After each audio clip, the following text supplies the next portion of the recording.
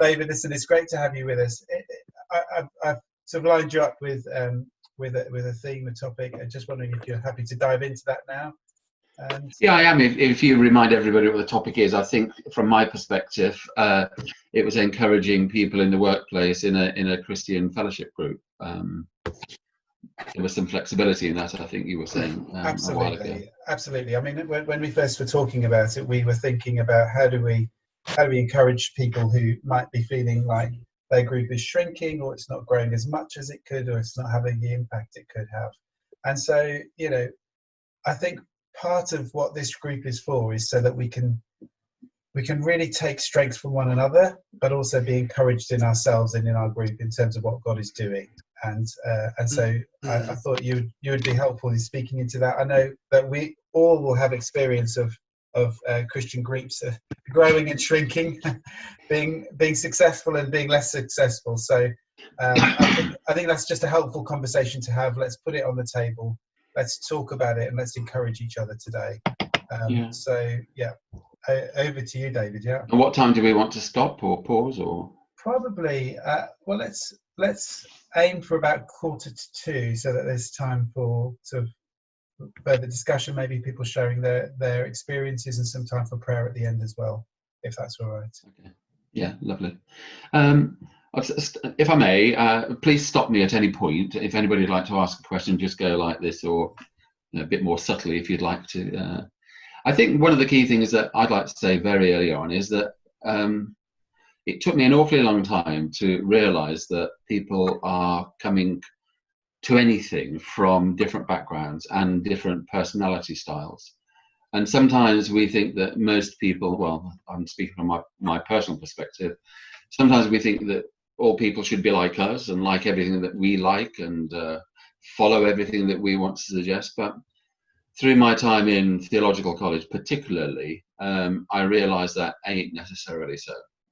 And sometimes in industry or the commercial world, if you're on some sort of career progression within that company, you might be sent on personality style assessment 48 hours. I can remember being sent on one some years ago, and this is when I was in marketing at Land Rover Limited in Solihull, and I was a marketing manager. And actually, I think what the business was looking for was people that all wanted to be at the front of the traffic jam, or in the first lane by the traffic lights to zoom off straight away. And so when I came into, and I wasn't a Christian then at all, so I wanted to be that person overtaking everybody. I wanted to be at the front of the traffic jam. I wanted to be at the head of the traffic lights to race away. And a lot of life was sort of look at me. Actually, in the church context, it's not about being in the fast track. I would say it's not about numbers. It's not about success or failure. It's about people, and recognizing that all people are uniquely created and uniquely different. So when I was in theological college, I carried over some of that gregarious nature, and I've still got it to some extent, where I would want people to come and say hello to somebody and say hi to her. This will be a good contact for you. This will be a good networking opportunity. And actually, one of my friends at theological college screamed at me one day in a big group of people. And he screamed, I hate people like you. And everybody was shocked. And he said, I really hate people like you. You're always trying to make connections. You're always trying to make handshakes with me or somebody else and say, come here, go there, do this, do that. You'll love this. Naturally, you'll want to be there. And he said, actually, all I want to do is to sit in the corner with my twiglets and be peaceful and just be me. And actually, I could have received that as a smack on the nose, but I received it as a really wonderful signpost to really reflect on that, we are all different. And so how do we accommodate people, particularly out there in the community and within our workspaces? And sometimes in our workspaces, I know this from personal experience, perhaps we're not who we are really. Perhaps we put a cloak on of what we think work expects us to be like. I had a funny thing happen just last week with my grandson, as Steve mentions his grandchildren. My little grandson is just over 3, and he said to me, I want you to be you. From a little child, it's just about this big, and actually that's how God wants us to be. So perhaps sometimes in our workspace we need to breathe in and be supported by other people around us to be who we are. Certainly when I was at Land Rover Limited, I wasn't an engineer, and I couldn't take a wheel off or put a wheel on or talk about the camshafts or whatever it is engineers rightly speak about. And people used to say, oh, you're just a flower arranger because you want everything just to look pretty. Well, that's true. I do want things to look pretty, but that takes some work and some experience to do that. Fast forward some years now, I'm a Methodist minister. I've lived in India for a little while. I lived in the Netherlands for a couple of years. Lived in London for 5 years, Chester for a couple of years, now back in Birmingham for 6 and a bit years. And actually, as more days go past, I realise that I need to be more like me, like my little grandson was saying, to be more me, because that's the authentic me, the real me. And Steve said earlier he didn't want to embarrass me. Well, I'm glad he didn't go any further, because I was already feeling tearful. I can cry readily at a TV commercial, or a sewing bee, or that barn where they repair everything. If the clock starts working, or the picture looks wonderful when they've hung it and painted it and covered all the cracks, I can burst into tears because that's so beautiful. And so in one of my workspaces, which is the National Exhibition Centre, the ICC and the utility arena, I'm me, because I can't be Steve, I can't be Peter, and I can't be anybody else. I can only be me. And sometimes the society doesn't encourage people to be who they are. So if we, who feel called by God to speak about inclusion and love and welcome, if we can't be us, what sort of template or signpost is that for people that we're around? So when I went into the NEC, it was a culture shock. I moved up from London, and I'd been supporting chaplaincy in a big workplace in London outside my church, and my church could some Sundays be 500 people, and just an amazing, wonderful place. But then I came up to the NEC, and on the first sort of set service that was on the calendar from my predecessors, I expected like loads of people to be there. Come and meet the new person. If nothing else, we didn't like the old person, and thank God there's a new person. But actually, on the first session that I did, it was for something like the Ideal Home Show or Autumn Fair or something like that. 3 people came. One of them was me, because I had to be there. The other one was a Catholic priest that I almost cajoled to be there, and the other one was the HR director from the whole of the NEC, who came to see what the new bloke looked like. And so, was that failure? Was it success? Going back to Steve's point earlier, I really throw success and failure out of the window. Who's in the room are the important people in the room. And so through the NEC, I've learnt an awful lot. When I was in London, I was invited to go and support a workplace chaplaincy Christian fellowship at Enfield. And Enfield is, then it was London's largest borough, in a big tower block. And there was a Christian fellowship there, and they said, oh, we're really struggling, David, would you come and encourage us? And I said, naturally, I'll come. And so I said, I could bring bread and wine, and we could share a Holy Communion. And oh no, we couldn't do that. Oh no, we can't do that. And so again, that natural childlike in me always being the why bird, why can't we do this and why can't we do that and why does it have to be that way? I asked all of those sorts of questions, and so the first meeting that I went to, we did take bread and wine and we did share, and there weren't success or failure conversations in that space at all. People quietly heard there might be bread and wine, and actually more people came. It may have terrified some, but it included others. So slowly over a period of time, I said, I'm not going to be the only sort of vicar in the place at all. What relationships do you have with the other clergy or other Christian groups in the area? And they said, well, we don't. Why not? Because we've never invited them to come.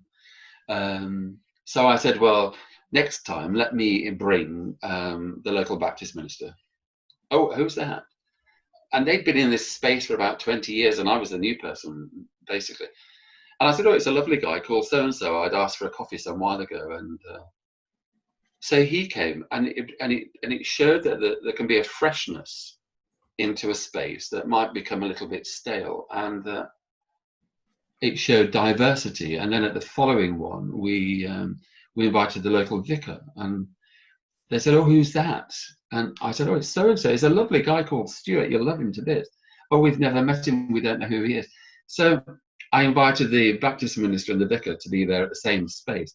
And they'd never met each other, and they'd been there an awfully long time. And anyway, cutting a long story short, please jump in if you'd like to ask any question. Cutting a long story short, that fellowship grew to something like 30, 40 people. And the Baptist minister at Christmas time brought his worship band with him. We booked a bigger room in the headquarters of Enfield Borough Council. And because we'd been more gregarious, which pleased some, but didn't please others, it showed people that there was a more inclusive nature. So inclusive, actually, it's a bit like the chaplaincy plus service that takes place at the cathedral at Christmas. So it was so inclusive, actually, when we had our Christmas carol service in this building. We had lunch and sausage rolls and stuff, onion bhajis, and a worship group. And Muslim team members came to say, hey, how's this crumbling? How's the biscuit crumbling here? And they really had a wonderful time. And I can remember that when I went to one of the Chaplaincy Plus Christmas services at the cathedral some years ago, I sat quietly by myself. I'm not always loud and talkative. I am a chaplain, so I try to listen an awful lot. Sat next to a young woman on my left, and she said, oh, I'm awfully sorry to bother you. I'll need to leave sort of halfway through. And I said, oh, that's okay, no problem. Shall we change spaces now? Then you won't have to sort of climb over my legs to get out. And she said, actually, I work in one of the legal firms in the city, in Birmingham, and I'm a Hindu. But some of the legal team in the business said, why don't you come to the Christmas carol service? And she was so happy she had, and so happy that somebody would speak to her and engage with her. And sometimes we're terribly nervous about inviting anybody to anything because we've got that failure success thing, Steve, not wanting to focus on your stuff earlier. But, you know, will it be a failure if they don't come? Will it only be successful if they come? And actually, there needs to be a new vocabulary, really. If we can't naturally speak about our faith, then somehow we don't understand our faith necessarily well enough. Because actually, over a cup of coffee, we don't need to tell everybody, you know, the whole biblical narrative from Genesis to the end. We just need to say, hi, how are you? Oh, I had a lovely time in church on Sunday. Or have you got a faith? Or did you go to your Gurdwara? Or did you go to your mosque? Or did you go to this? Or are you in a Baha'i tradition? Or whatever it might be. When I started at the NEC, I could see lots of gaps where there needed to be, excuse me, more TLC. And so I said to the HR team, which I'm part of when I'm there, I'd like us to show more heart, and when people are ill, let's send them a card to say we hope you get better soon, or if they've had a grievance or a bereavement, or a significant date or an anniversary of a bereavement, let's communicate with them and say, we're really sorry, your team are thinking about you, because we know that a workplace can be so demanding, and a workplace can be more important to people than one's own family, that you may not necessarily see that regularly. And you're at work more often than you're at home, other than for this COVID period. So we developed greeting cards and we made it look inclusive, because that was our ethos and mantra. And the NEC said, we love these, we'll print hundreds of them. Now it's the most natural thing in the world. If somebody is leaving or has a bereavement, they'll call me and say, hi David, could you send one of your lovely cards, please? And I'm around and about the business. You know, the word that I like to use, intentionality. I strategically put myself in the right places at the right time, so that people can see that I'm there. They may not come and speak. Is that failure, or is it success? They then may, in some time, come, might be 6 months later, and say, yeah, I don't know what chaplaincy does, but I know I need to speak to somebody. So in the early days at the NEC in particular, and it happened at the ICC and other places, I was speaking to somebody quietly in one of the kitchens on one of the upper floors of the NEC, and a young woman said to me, oh, where's your church?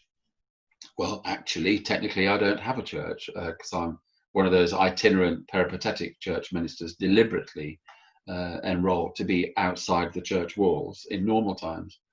So I was trying to work through this, and a voice at the back of me, a real voice, it wasn't a spiritual voice, a voice at the back of me said, yes, you do have a church, we're it. And I turned round, and it was Paul Tandy, who is the chief executive of the NEC Group. Now, frankly, I don't know if Paul has a faith. Is that important? Not necessarily to me. Is it important to him? May well be. But actually, he loves his business and he loves his people and he loves his chaplain and he enables me to be there. So this success, is it working well? Are we getting the right numbers to come to Birmingham City Council or Zurich Christian Group or whatever, wherever it might be? Actually, forget the number game. Be who you are and let your love just shine through quietly and appropriately, rather than trying to be like the new Primark or the new Marks and Spencers, or this, and wanting everything to grow, because that's the world of, that's the mantra of the commercial world. We work in the commercial world, but we shouldn't be governed by the commercial world, and numbers shouldn't matter. So going along the lines of the NEC, we are called into places. I sit in management meetings. I sit in pastoral care meetings. I go away with the HR team. When there's 25 of them, go on an away day 2 or 3 times a year. I'm there at 8 o'clock in the morning. If there's a crisis, I'm there. So truthfully, at the NEC, we do not have a Christian fellowship, but we do have Christian fellowship. Am I disappointed, or have I failed by not introducing a Christian fellowship that meets weekly or fortnightly? I don't think so. Have we widened the gospel according to Christ awareness in the business? Yes, we have. Does a Muslim come by and say, hi, David? Yes, they do. When they've got a bereavement in their family, will they come to me as their person of God inside that business? Yes, they do. It's a word Steve used earlier, humble. It is profoundly humble. Because if I went around trying to curry favor and get people to come to a Christian fellowship regularly and commit to it and say, why aren't you there? And that would set the wrong agenda, really. And some people say to me, as I travel around the wider West Midlands, Coventry University, Warwick University, Birmingham, and various other businesses as well. And they say to me, "Oh, I'd love to be a chaplain. I'd love there to be a Christian fellowship in my space." But actually, I question: is that the right thing? Is that the right thing for that person to do? God is alive and well already in businesses. Sometimes we don't see that. Sometimes we look like this, and we're expecting God to look like, a particular shape or a particular color or speak with a particular accent. But God is alive and well in many, many spaces and places, every space and place. And so don't have your own agenda, I would encourage us. I'm not saying you, I'm saying us. So sometimes when I feel totally inadequate at the NEC, because it's a colossal space, there can be 100,000 people there some days, and I think, what on earth am I? But how do I do this? Frankly, I don't know. Sometimes I'll disappear into the prayer room, which we've made more open and more inclusive, and I'll just say to God, what am I doing here? And sometimes I don't know the answer to that question. And perhaps that's the real question, when we don't know the answer. And I just let God be. Now you can't see my eyes, but there are goosebumps everywhere because I'm speaking to you truthfully. And then sometimes, even when I worked in the commercial world, on my suit jacket, I would always wear a little gold cross. I think I fell into those areas of success and failure. If I can't get a Christian fellowship group going here, I've failed. No, you haven't. No, we haven't. Is there somebody that likes to come and talk about faith or the questions of the world? To me, that is success.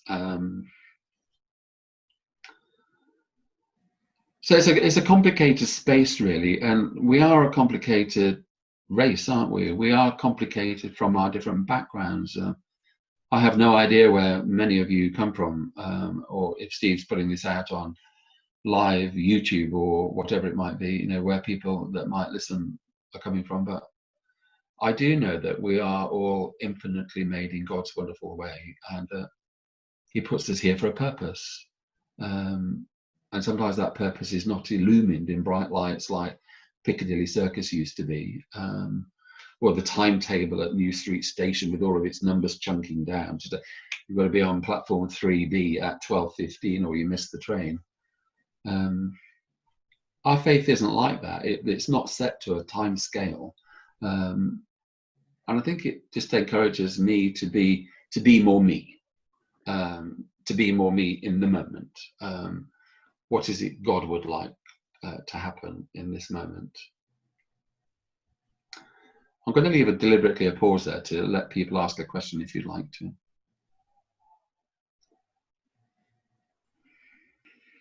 Firstly, David, thank you for being so honest and humble about your walk. It's quite moving what you said, so thank you. Thank you.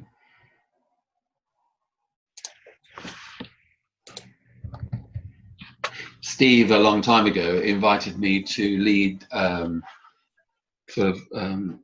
reflections at Birmingham Cathedral. I can't remember who was the rector or somebody. Was ill with a bad knee or a bad leg, yeah. And so Steve said, "Oh, I think you'll be perfect to come and do stuff in the cathedral." And I went, and of course, I'm a Methodist. It's a cathedral, but I feel welcome everywhere. I don't have that denominational barrier stuff in my head or that siloed stuff in my head. So I went and I loved it, and I put a lot of effort into it, but I was me. And so I did it the way I think I was called. I am called to communicate God's love. Steve mentioned earlier that I'm very active in stuff outside church walls, and I particularly work with non-partisan social justice group called Citizens UK. And unwittingly to me, I got involved in the Real Living Wage campaign about 6 years ago. And should the church be in their spaces and places? Won't that cause consternation with employers? Well, it might, but it might also breathe into life that people should be paid a real living wage rather than the government's minimum wage. I'm now what's called a real living wage champion for the West Midlands, 2015. But even now, I'm involved in discussions with Birmingham City Council in the council house. There's sometimes 20 businesses around that table from the city. And also now the West Midlands Combined Authority is becoming a real living wage organisation. So where does our faith stop and start? I think God calls us to love all people, wherever we're from, and encourages us to be fair and true with all people. I was on a platform a while ago, and I think some people wanted a gentle reflection. It was at the beginning of COVID. The Bible reading it used the word precious, that God saw that all death is precious. And so the way I broke into that, and some people didn't want to use that because they thought it was not appropriate, but to me it spoke volumes, and it was a set reading for the day. And I said, well, frankly, if all deaths are precious in the eyes of God, all lives are precious in the eyes of God. That's all lives everywhere. And at the time, I don't know where you come from in the wider Birmingham region, but if you remember at the beginning of COVID, the lovely people that live in Lozelles and Spark Hill were being chastised, criticised, blamed for COVID, and living together in tight, cramped spaces, and several families living in one house. And it makes me boil with anger that we can allow society to blame a community that have to live where they have to live. And so, speaking on a webinar with Andy Street, the regional mayor, me and four other people on the panel that he does this weekly, I spoke passionately, as I am now, about the inequalities and the racism that takes place. And some wealthy guy phoned in, unbeknownst to me, and said through Andy Street, David's really opened up my ears and my heart to the lack of PPE provision in Lozelles and with some Zimbabwean carers, domiciliary carers. And he said, I want to give you 1,000 bottles of hand sanitizer.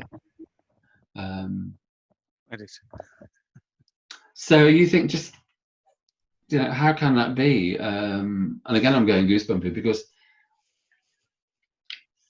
if I didn't speak, who would speak? If you don't speak in Zurich or wherever it might be, or Birmingham City Council House, or who will speak? But what is it we're going to speak? Are we going to speak blame culture to people, or are we going to speak words of love? And sometimes actually just show that love. Don't speak about it. Only use words if it's necessary. So if we have a faith, I think we're very fortunate. Love is not privy just to people with a faith, because my faith goes up and down. I try every morning when I wake up, even before my eyes are open, say thank you, God. So it sort of grounds my day. Occasionally I feel my hand groping for my phone on the side of my bedside table, and I try to be disciplined and not get the phone, but give God thanks for the beginning of the day, so that I might be working and living appropriately to be his ambassador. And all of us, I think, are called to be his ambassadors, whether we've got a theological training or not, whether we've been a Christian a day or 50 years. If we can't extend a hand of love and friendship to somebody else, even if we don't know them, even if they annoy us, what's the worth, really?